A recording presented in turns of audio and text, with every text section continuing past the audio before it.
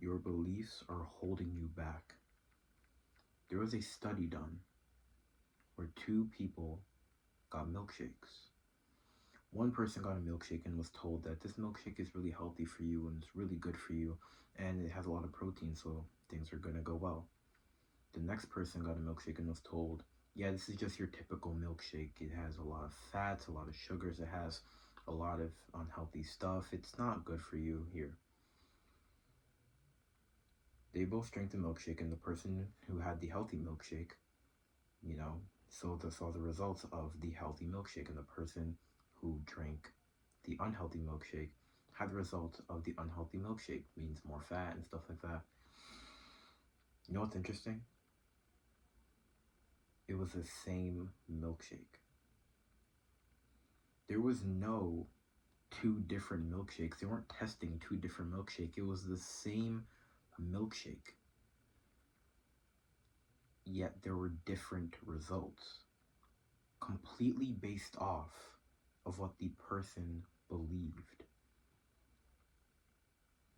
I'm going to be talking about how you can use belief to your advantage.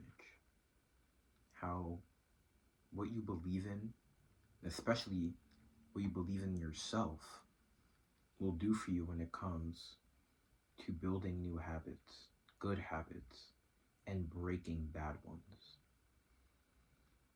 How are you possibly going to quit eating junk food if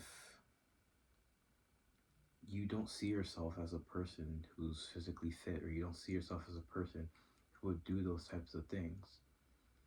Your identity is still that same person who just sits around watching TV, or sits around playing video games, jacking off, just like being unproductive. You don't see yourself as the person who does these things. You see yourself as the person trying to do these things. There's a big difference.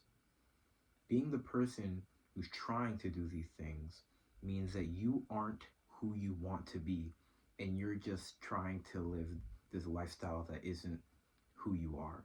But being the person who does these things, being the person who lives this lifestyle, if you want to work out, you're no longer a person trying to work out. You are an athlete. You are a weightlifter. You are a genius in like gym. If you start thinking like that, it's so much easier to let all of those things go, to let the junk food go.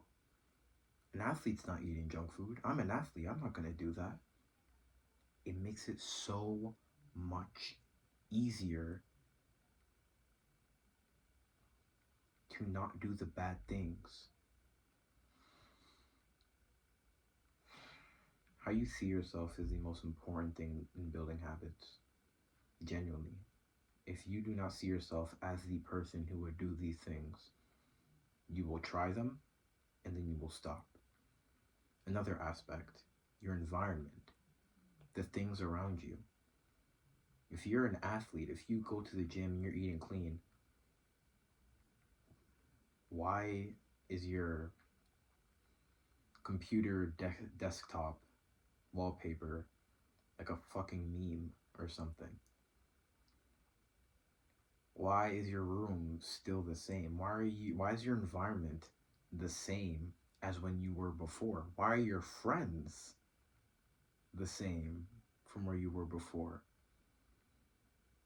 See, if you change your identity to be like, okay, I'm an athlete now, I'm eating clean, I'm working out, that's great, and that's very good progress.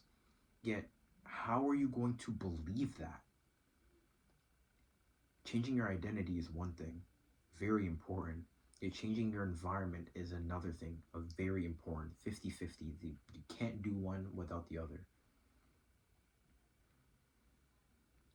You can't just change your identity and be like, oh, I'm now an athlete. I'm now an athlete. You actually have to make yourself believe that, right? So what would an athlete do? Obviously eat clean, go to the gym. Yet an athlete wouldn't spend his time gaming all the time. He'd use that time and dedicate it to sleep, to recovery, to increasing his knowledge on his sport.